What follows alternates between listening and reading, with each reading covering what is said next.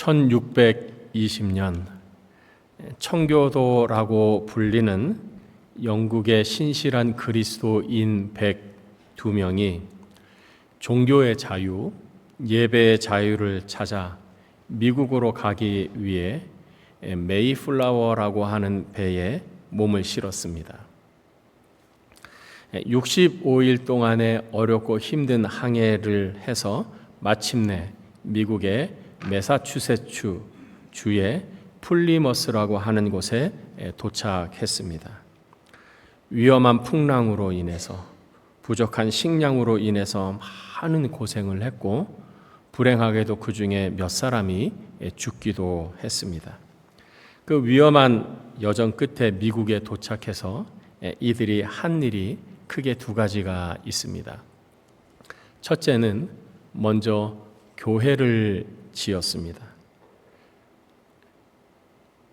교회를 먼저 짓고 그 다음에 학교를 짓고 그 후에 자기들의 집을 지었습니다. 그동안 마음껏 예배를 드릴 수 없었기 때문입니다. 하나님께 예배를 드리는 것이 얼마나 소중한지를 알았기 때문에 예배를 드리는 것이 최우선이라 생각했고 그래서 예배당을 먼저 지었습니다. 그리고 열심히 농사를 지었습니다. 그래서 그 이듬해인 1621년 10월 가을에 첫 농사를 거두어 드렸습니다. 그들이 거두어 드린 이 곡식을 하나님 앞에 드리면서 그들은 감격스러운 예배를 드렸습니다. 이것이 우리가 오늘 드리고 있는 이 추수감사절의 근래의 기원입니다. 그들은 추수감사주일날 예배를 드리는 중에 하나님께 이렇게 기도드렸습니다. 하나님, 우리는 대서양을 건너오는 중에 여러 친구들을 잃었습니다. 그러나 하나님은 우리가 기대했던 것보다 더 많은 것을 주셨습니다. 하나님의 은혜에 감사하여 첫 열매를 하나님께 드립니다. 이렇게 기도했습니다. 여러분, 추수감사주일의 정신이 무엇입니까? 단순히 한 주일의 행사가 아닌 것입니다. 한 해 동안 베풀어 주신 그 하나님의 은혜, 그 복을 생각하면서 하나님에 대한 감사를 일상화하고 생활화하는 것, 이것이 바로 추수감사주일의 정신입니다. 그렇다면 우리는 이 추수감사주일에 무엇을 하나님께 감사드릴까? 첫 번째, 무엇보다 먼저 우리를 구원해 주신 그 구원의 은혜에 감사드려야겠습니다. 오늘 47절 말씀을 보면 사람이 내 말을 듣고 지키지 아니할지라도 내가 그를 심판하지 아니하노라. 내가 온 것은 세상을 심판하려 함이 아니요 세상을 구원하려 함이로다. 여러분, 이곳에 있는 우리 모두는 예수 그리스도의 이 말씀에 따라서 우리는 믿음으로 심판이 아닌 구원을 받은 줄을 믿습니다. 며칠 전에 미국 플로리다에 밀턴이라 이름 붙여진 허리케인이 왔습니다. 100년 만에 최악의 허리케인이 다가오자 시 당국이 사람들에게 대피하라고 방송을 했습니다. 근데 그 중에 이 템파의 시장인 이 제인 캐스터라고 하는 시장이 사람들에게 이렇게 방송했습니다. 이것은 재앙입니다. 빨리 대피해야 합니다. 대피하지 않으면 그곳이 당신의 관짝이 될 것입니다. 과장하지 않고 말씀을 드립니다. 대피령이 내린 지역에 남기를 선택하면 당신은 죽을 것입니다. 제가 그 뉴스를 보면서 이 시장이 하는 말을 보면서 이런 생각이 들었습니다. 시장이 저렇게 말을 해도 되나? 저 사람은 지도자인데 사람들이 이렇게 불안해하고 공포에 떨 때 걱정하지 마십시오. 안심하지 마십시오. 여러분은 아무 일 없을 것입니다. 여러분은 안전할 것입니다. 이렇게 말해야 되는 거 아닌가, 리더라면? 이렇게 생각하는 순간에 제 머릿속에 이런 생각이 들었습니다. 이 시장의 말이 맞다. 시장의 말을 정확하게 했다. 왜? 사실이니까. 다가오는 사실이니까. 100년 만에 최악의 허리케인이 오고 있는데 이곳에 있다면 죽는 것은 너무나 분명하니까 시장이 말한 것은 옳다. 근데 여러분 아십니까? 바로 이것이 하나님께서 성경을 통하여 우리에게 하시는 말씀입니다. 심판이 오고 있다. 공포를 자아내는 무시무시한 심판이 우리에게 다가오고 있다. 우리가 지은 죄로부터 하나님의 심판을 받아야 하는 그 두려운 무시무시한 심판이 우리에게 오고 있다. 그러므로부터 이 심판으로부터 구원받아야 한다. 구원받지 않으면 당신은 죽을 것입니다. 구원받지 않으면 당신은 무시무시한 형벌과 고통 속에 영원히 있게 될 것입니다. 그러므로 빨리 내 아들을 믿고 내가 보낸 메시아 예수 그리스도를 믿고 심판에서 구원받으십시오. 이것이 하나님께 성경을 통해서 우리에게 계속해서 가르쳐주는 메시지인 것입니다. 너무나 감사하게도 우리는 이 심판으로부터 구원을 받았습니다. 하나님의 아들이 우리를 대신하여 심판을 받고 죽으심으로 우리는 심판으로부터 해방이 되었습니다. 우리를 대신하여 심판받으심으로 우리는 심판으로부터 구원받은 것입니다. 아무리 공포스러운 미래가 심판이 우리에게 온다 할지라도 우리는 안전합니다. 예수님으로 말미암아 구원받았기 때문입니다. 우리는 어떻게 구원을 받았습니까? 에베소서 2장 8절에 우리가 구원받은 방법을 가르쳐 줍니다. 너희는 그 은혜에 의하여 믿음으로 말미암아 구원을 받았으니 이 구원은 너희에게서 난 것이 아니요 하나님의 선물이라. 하나님이 우리에게 예수님은 믿는 믿음을 주셨기 때문에, 예수님을 구주로 받아들이는 믿음을 주셨기 때문에, 구원받는 믿음을 선물로 주셨기 때문에, 공짜로 주셨기 때문에, 거저 주셨기 때문에 그 은혜로 인해 우리는 구원받았습니다. 우리는 심판으로부터 구원받은 자들입니다. 구원받은 결과 우리에게는 흔들리지 않는 확신이 있습니다. 그것은 바로 천국에 대한 확신입니다. 우리는 모릅니다.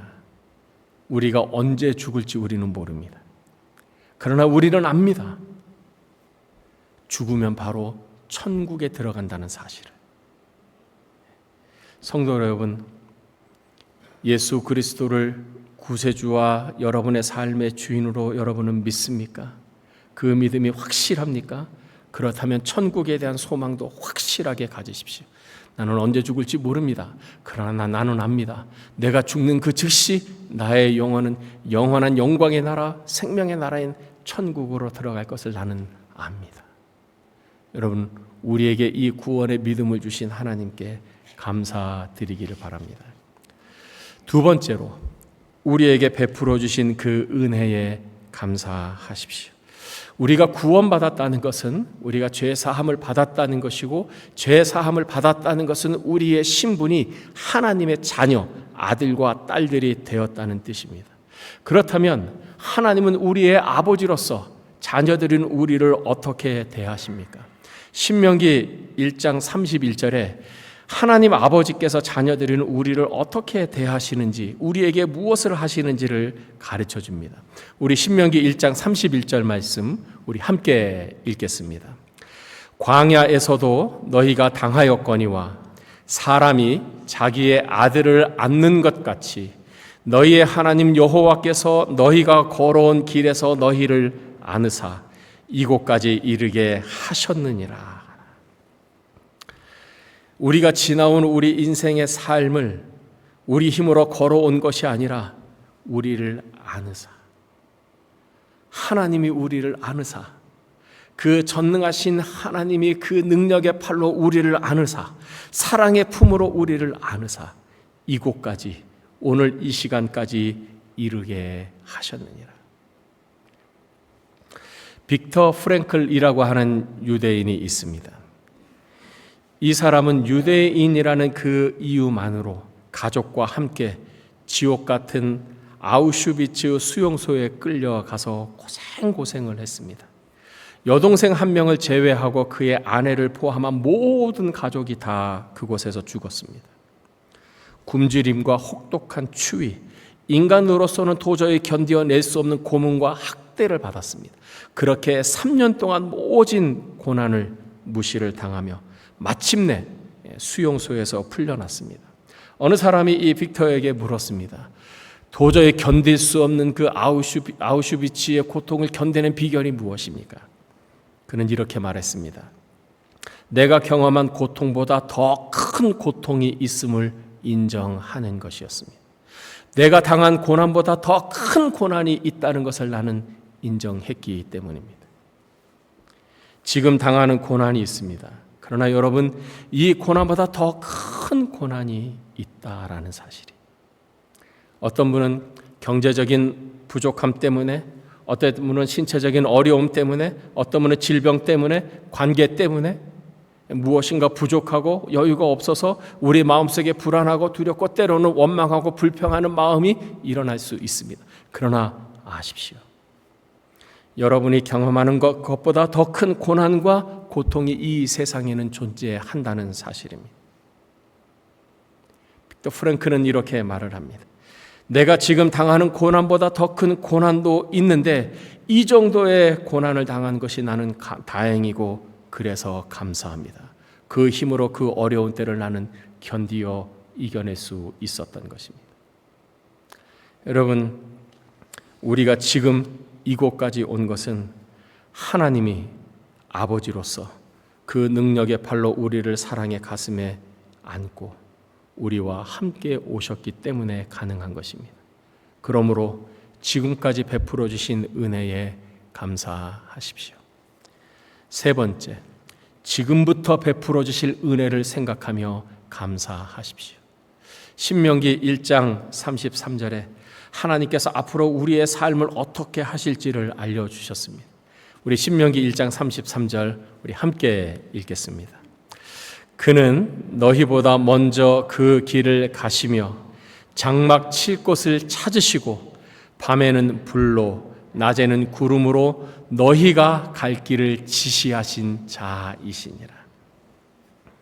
그는 너희보다 먼저 그 길을 가시며, 여러분, 우리는 내일이라고 하는 이 인생의 길에 어떤 일이 일어날 줄을 모릅니다. 그러나 하나님은 우리가 가보지 않은 내일이라는 길을 먼저 가셨습니다. 먼저 가셨을 뿐만 아니라 우리를 위해 필요한 것을 예비해 두셨습니다. 여러분, 우리가 지금껏 살아오면서 때로는 어두운 밤길을 거닌 것 같은 두려운 때가 있었을 것입니다. 햇볕이 뜨겁게 내리쬐어서 심한 갈증과 탈진이 일어나는 것 같은 어려운 시대가 있었을 것입니다. 앞으로도 있을 것입니다. 그러나 두려워하지 마십시오. 염려하지 마십시오. 그는 너희보다 먼저 그 길을 가시며 장막 칠 곳을 찾으시고 밤에는 불로 낮에는 구름으로 너희가 갈 길을 지시하신 이시니라. 여러분, 이스라엘 사람들은 광야에서 생활을 했습니다. 유대인들이 살고 있는 그 땅도 사막 지역입니다. 사막 기후의 특징은 낮에는 태양이 너무너무 뜨겁다는 것입니다. 40도가 넘어가는 것입니다. 밤에는 해가 나지 않기 때문에 너무나 춥습니다. 병에 걸릴 정도로 춥습니다.